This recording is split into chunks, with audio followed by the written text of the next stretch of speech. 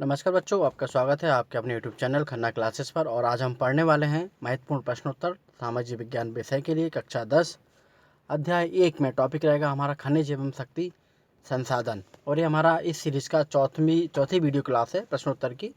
तो आप इन्हीं नंबरों के हिसाब से आप पढ़ते रहिए। और बस एक रिक्वेस्ट है क्लास पढ़ने से पहले कि जिन लोगों ने सब्सक्राइब नहीं किया वो सब्सक्राइब करें, और जो सब्सक्राइब कर चुके हैं वो शेयर करें, लाइक करें, और कुछ समझ नहीं आ रहा है तो फिर कमेंट्स करें। चलिए पढ़ते हैं आज की क्लास। देखिए, आज हमारा पहला प्रश्न है कि ऊर्जा के परंपरागत गैर परंपरागत साधनों के नाम बताइए। तो बच्चों, आपको एक चीज़ बता देना चाहता हूँ कि परंपरागत साधन वो साधन हैं, परंपरागत साधन समाप्त हो सकते हैं और गैर परंपरागत साधन समाप्त नहीं हो सकते। ये आप बेसिक डिफरेंस समझिए। परंपरागत साधन में आप समझें तो खनिज तेल है, प्राकृतिक तेल जैसे पेट्रोल, डीजल, कोयला, ये परंपरागत में आता है। और गैर परंपरागत साधन में सौर ऊर्जा, पवन ऊर्जा, ये सब आते हैं।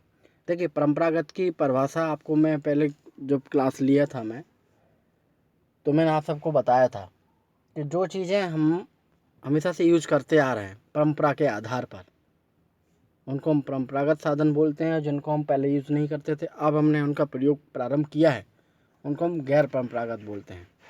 तो देखिए, पहला पॉइंट लिखा है कि ऊर्जा के परंपरागत साधनों में कोयला, खनिज तेल, प्राकृतिक गैस और जल विद्युत सम्मिलित है। ऊर्जा के गैर परंपरागत साधनों में सौर ऊर्जा, पवन ऊर्जा, ज्वारीय ऊर्जा, भूतापीय ऊर्जा, गोबर गैस आदि आते हैं। अब अगला प्रश्न है कि अभ्रक के दो उपयोग लिखिए। तो अभ्रक में पहला तो औषधि है। तो अभ्रक का उपयोग औषधि बनाने के काम आता है। अभ्रक क्या करता है? हमारे औषधि बनाने के काम में आता है। और जैसे बिजली, अभ्रक का उपयोग बिजली के संचालन के लिए भी किया जाता है। टेलीफोन, रेडियो उद्योग, अभ्रक का उपयोग टेलीफोन, रेडियो आदि के उद्योगों में भी किया जाता है। तो आप समझ गए होंगे अभ्रक के उपयोग कितने हैं। औषधि में यूज हो रहा है, बिजली में यूज हो रहा है, और हमारा टेलीफोन, रेडियो उद्योग में यूज हो रहा है। अगला प्रश्न है कि आधुनिक युग में लोहे का क्या महत्व है। आधुनिक युग में लोहे का क्या महत्व है? तो भूगर्भ से प्राप्त होने वाले खनिजों में लौह अयस्क सबसे अधिक महत्वपूर्ण खनिज है। ठीक है, जो ज़मीन से प्राप्त हो रहा है उन सारे खनिज में हमारा लौह सबसे अधिक महत्वपूर्ण है। यह केवल औद्योगिक ढांचे की ही रीढ़ की हड्डी नहीं है, अपितु वर्तमान सत्यता की आधारशिला है। यानी कि केवल औद्योगिक आवश्यकताओं की पूर्ति के लिए ही लोहे का उपयोग नहीं होता है। हमारी और भी बहुत सी चीज़ों की ज़रूरतें इस लोहे से पूरी होती हैं। यह धरती पर पर्याप्त मात्रा में उपलब्ध होने वाला खनिज है। मानव सभ्यता के विकास में लोहे का महत्वपूर्ण योगदान है। वर्तमान समय में मानव के दैनिक उपयोग में आने वाली छोटी छोटी वस्तुएं जैसे सुई, आलपिन, चाकू आदि से लेकर बड़ी बड़ी मशीनें जैसे रेलगाड़ी, ट्रैक्टर, वायुयान, जनरेटर आदि वस्तुओं का निर्माण भी लोहे से होता है। साथ ही विशाल भवन कारखानों में लोहे का प्रचुर मात्रा में उपयोग होता है। इस प्रकार मानव जीवन को सुविधा संपन्न बनाने में लोहे की महत्वपूर्ण भूमिका है। लोहे के अभाव में वर्तमान आर्थिक प्रगति, औद्योगिक विकास और सुखद मानव समाज की कल्पना नहीं की जा सकती। बच्चों, इस प्रश्न के उत्तर में हमको लोहे का महत्व समझाया गया है कि लोहा कितना महत्वपूर्ण अयस्क है। इंडस्ट्री, उद्योग के लिए ही रीढ़ की हड्डी नहीं है, बल्कि मानव जीवन के लिए एक सत्यता की आधारशिला है। और धरती पर पाए जाने वाले खनिजों में सबसे ज़्यादा पाया जाता है। और जैसे कि मानव की छोटी छोटी वस्तुएं हैं, सुई हो गई, आलपिन हो गई, हमको छत बनवानी है, गेट बनवाना है, और कूलर, पंखे, बहुत सारी चीज़ें हैं, इनमें सब में लोहा यूज होता है। और मानव जीवन को सुविधा संपन्न बनाना है, उसमें भी लोहे का बहुत उपयोग, जैसे मोटर कार, रेलगाड़ी, सब में लोहे का उपयोग होता है। तो वर्तमान आर्थिक प्रगति, औद्योगिक विकास और सुखद मानव की कल्पना बिना लोहे के नहीं की जा सकती। चलिए अगला प्रश्न देखते हैं कि हमारे देश के औद्योगिकीकरण में ऊर्जा के महत्व को समझाइए। यानी कि हमारा जो इंडस्ट्रियलाइजेशन है, औद्योगिकरण है, जो हमारी फैक्ट्रियाँ लग रही हैं, उसमें ऊर्जा का क्या महत्व है, एनर्जी का क्या महत्व है। तो बच्चों देखो, एनर्जी का तो महत्व है ही। अगर एनर्जी नहीं होगी, ऊर्जा नहीं होगी, तो हमारी मशीनें किससे चलेंगी? भारी भारी मशीन है, किससे हम उनको चलाएंगे? तो ऊर्जा का बहुत महत्व है उद्योगों के लिए। ऊर्जा का इतना महत्व है कि जहाँ ऊर्जा की उपलब्धता ज़्यादा है वहाँ पे इंडस्ट्री ज़्यादा लगती है, आपने देखा होगा। चलिए पढ़ते हैं आंसर। औद्योगिकरण के लिए प्राथमिक आवश्यकता ऊर्जा की होती है, यानी कि प्राइमरी नीड है, हमारी प्राथमिक ज़रूरत है कि ऊर्जा वहाँ पे होनी चाहिए, तो ही उद्योग लगेंगे। उद्योग में लगी मशीनें ऊर्जा द्वारा संचालित होती हैं, हम लोग जानते हैं। ऊर्जा के प्रमुख संसाधन जैसे कोयला है, खनिज तेल, जल विद्युत आदि है। जैसे कोयला भी चाहिए, कोयले से बिजली बनती है, बिजली से फिर इंडस्ट्री चलती है। खनिज तेल है, खनिज तेल है हमारा पेट्रोल डीजल, इनसे भी बिजली बनती है।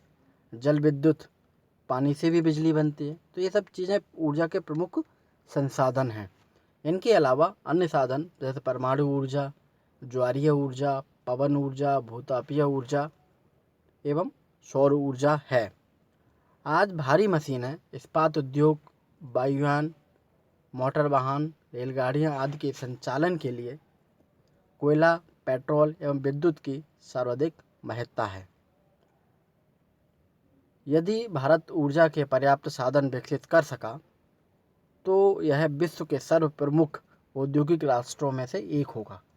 यानी कि इतना है कि अगर हम ऊर्जा एनर्जी अच्छे से उपलब्ध करा पाए तो हम औद्योगिक जो इंडस्ट्रियलाइजेशन वाली जो कंट्री हैं, जहाँ सबसे ज़्यादा उद्योग हैं, उन देशों में भी हमारा देश की गिनती होने लगेगी। तो सोचिए, ऊर्जा का इतना महत्व है उद्योगों के लिए कि बिना ऊर्जा के पॉसिबल ही नहीं है। चलिए अगला प्रश्न पढ़ते हैं। जल विद्युत ऊर्जा के अन्य पारंपरिक साधनों में श्रेष्ठ है।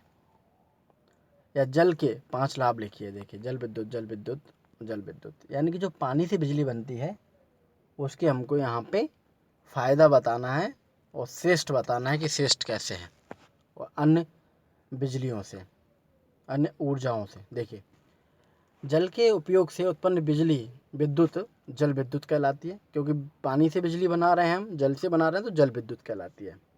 ऊर्जा के अन्य पारंपरिक साधनों कोयला, खनिज तेल, परमाणु खनिज, प्राकृतिक गैस हैं, किंतु जल विद्युत का महत्व अन्य साधनों की अपेक्षा अधिक है।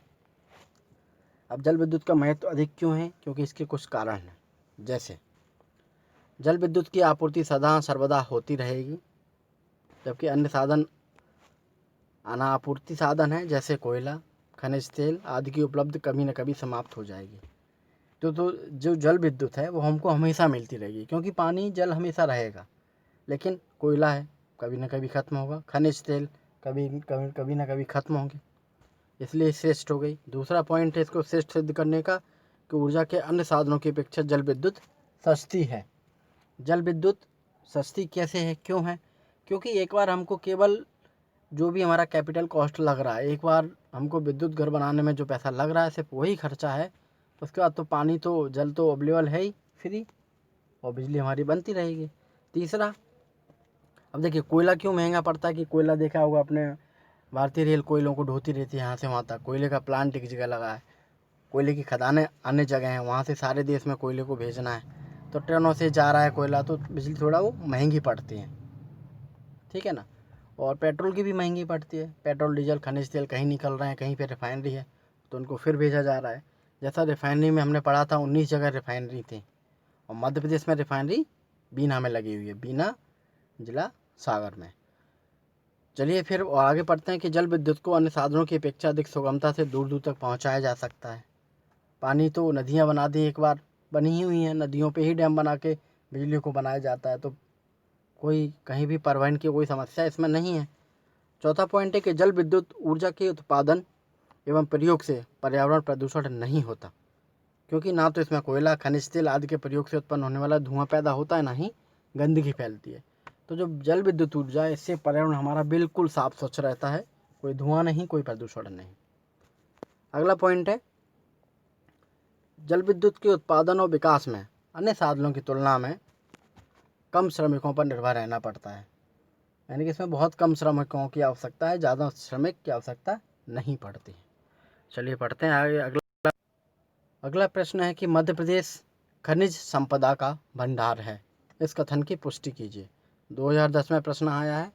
देखिए मध्य प्रदेश किस तरह खनिज संपदा का भंडार है, बताते हैं। मध्य प्रदेश में खनिज संपदा का अकूट भंडार है। अकूट यानी बहुत ज़्यादा।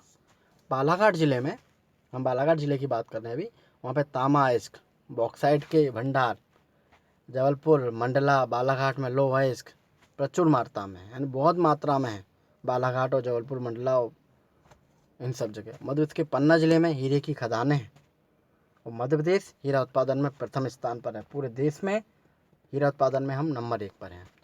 कोयले की अच्छी किस्में भी मध्य प्रदेश में प्राप्त होती हैं, हमको कोयला भी मिलता है।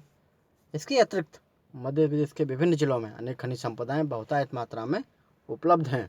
तो स्पष्ट है कि मध्य प्रदेश खनिज संपदा का भंडार है, क्योंकि हमारे देखिए बहुत से जिलों में चीज़ें मिल रही। हीरे में हम नंबर 1 पर है, लौह अयस्क हमको मिल रहा है, तांबा अयस्क बॉक्साइट हमारे पास है, कोयला भी हमारे पास मध्य प्रदेश में मिलता है और बहुत सारे खनिज मिलते हैं। इस वजह से हम कह सकते हैं कि मध्य प्रदेश खनिज संपदा का भंडार है। चलिए अगला प्रश्न पढ़ते हैं। ऊर्जा के परंपरागत और गैर परंपरागत साधनों की तुलना कीजिए। तो देखिए बच्चों, एक स्टार्टिंग में मैंने आपको परिभाषा बताई थी दोनों की। ये प्रश्न बहुत आता है, देखिए हर बार आया है। तो हम परंपरागत साधनों को पढ़ लें, फिर हम गैर परंपरागत साधन बताते हैं आपको, ठीक है। तो पहला देखिए परंपरागत में कि ऊर्जा के परंपरागत साधनों में कोयला, खनिज तेल, प्राकृतिक गैस और जल विद्युत सम्मिलित है। गैर परंपरागत में इसमें सौर ऊर्जा, पवन ऊर्जा, ज्वारीय ऊर्जा, भूतापीय ऊर्जा, गोबर गैस आदि सम्मिलित हैं। परंपरागत साधन में है पॉइंट दूसरा क्या है, ऊर्जा का सुविधाजनक रूप है। गैर परंपरागत में इनका उपयोग सरल व व्यापक नहीं है, यानी कि सिंपल तो है लेकिन बहुत ज़्यादा नहीं है कि हम सौर ऊर्जा से हम इंडस्ट्री चला रहे हैं, ऐसा नहीं है। हम छोटी छोटी ज़रूरतें इनसे पूरी कर सकते हैं। अगला पॉइंट है परंपरागत साधन में कि ये सभी साधन अनापूर्ति साधन हैं, जल विद्युत को छोड़कर बाकी सभी समाप्त हो जाएंगे, ठीक है। परंपरागत साधनों में जल विद्युत को छोड़ के सारे के सारे समाप्त हो जाएंगे।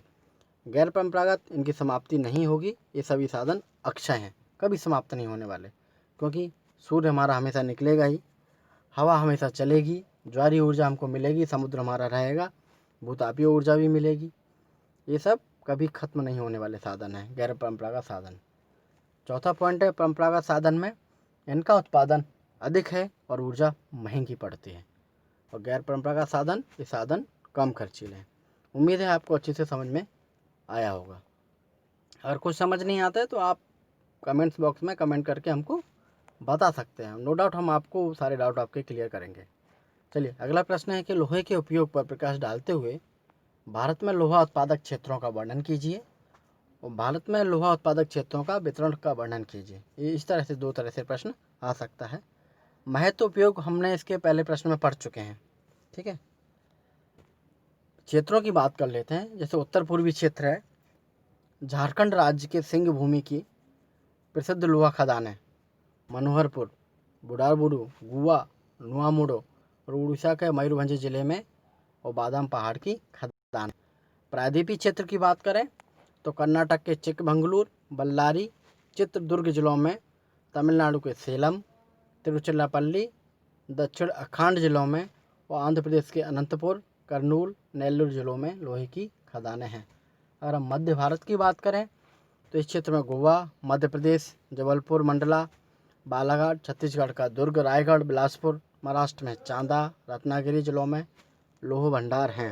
यानी कि मध्य भारत में देखें आपने कितने राज्य आते हैं हमारे। गोवा की बात की, मध्य प्रदेश की बात की, छत्तीसगढ़ की बात की, महाराष्ट्र की बात की, ये ज़िले हमारे मध्य भारत में आते हैं। दुर्ग जिले की दल्ली, राजहरा, बस्तर की बेलाडीला, रावघाड़ा की खदानें प्रसिद्ध हैं, ये छत्तीसगढ़ की बात की। राजस्थान के अरावली क्षेत्र, उदयपुर का भीलवाड़ा, दुग्धुरु, बूंदी जिलों में बहु लोहे की खदानें हैं, यानी कि राजस्थान। ये हमारा मध्य भारत है। अन्य क्षेत्र की बात कर लें तो अन्य क्षेत्र में हरियाणा का महेंद्रगढ़, हिमाचल प्रदेश की मंडी, उत्तराखंड के गढ़वाल, अल्मोड़ा का नैनीताल, केरल के कोझिकोड, जम्मू कश्मीर के जम्मू व उधमपुर जिले तथा नागालैंड में लोहे के भंडार है। अगला प्रश्न है कि लोहे ऊर्जा के गैर परंपरागत साधनों का वर्णन कीजिए। अब हमको ऊर्जा के गैर परंपरागत साधनों का वर्णन करना है। तो साधन कौन कौन से आप समझ गए होंगे। गैर परंपरागत माने कभी ख़त्म नहीं होने वाले साधन, जैसे सौर ऊर्जा। तो देखिए सौर ऊर्जा के बारे में पढ़ते हैं कि सूर्य के ताप से जो ऊर्जा प्राप्त होती है उसे सौर ऊर्जा कहते हैं। सौर तापीय संग्राहकों और रिसीवरों के माध्यम से प्राप्त की जाती है, जबकि सौर ऊर्जा को बिजली के रूप में प्राप्त करने के लिए सौर फोटोवोल्टिक प्रौद्योगिकी का प्रयोग किया जाता है। आज देश में 96 मेगावाट की 9,80,000 से अधिक सौर बिजली उत्पादन इकाइयाँ स्थापित हैं। अगला इसी में देखें और पवन ऊर्जा की बात करें, क्योंकि ये भी गैर परंपरागत स्रोत है। पवन ऊर्जा बहती हुई हवा की गति से जो ऊर्जा प्राप्त होती है उसे हम पवन ऊर्जा कहते हैं। यानी कि हवा हमारी बह रही है, उससे जो ऊर्जा ले रहे हैं उसको हम पवन ऊर्जा कहते हैं। पवन की गति का उपयोग कृषि कार्यों, परिवहन में मनुष्य बहुत पहले से करता आ रहा है।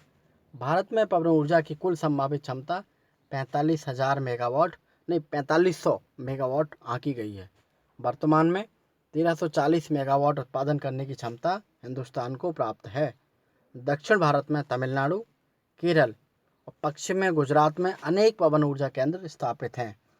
बच्चों, अगर आप मध्य प्रदेश में आप जैसे ही भोपाल सीहोर से होते हुए आप देवास होते हुए इंदौर जाएंगे तो आपको सौर चक्की, आपको सौर पवन ऊर्जा, यही पवन ऊर्जा के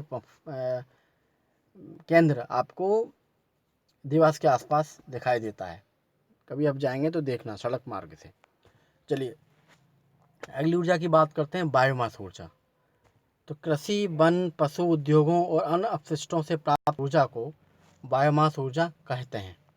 यह गैस और विद्युत दोनों रूपों में प्राप्त किया जा सकता है।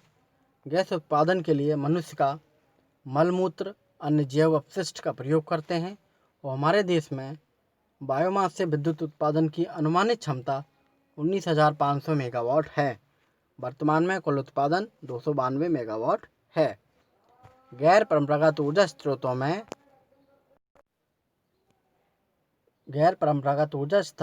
में युक्त साधनों के अतिरिक्त भारत में ज्वारी ऊर्जा का भी विकास किया जा रहा है।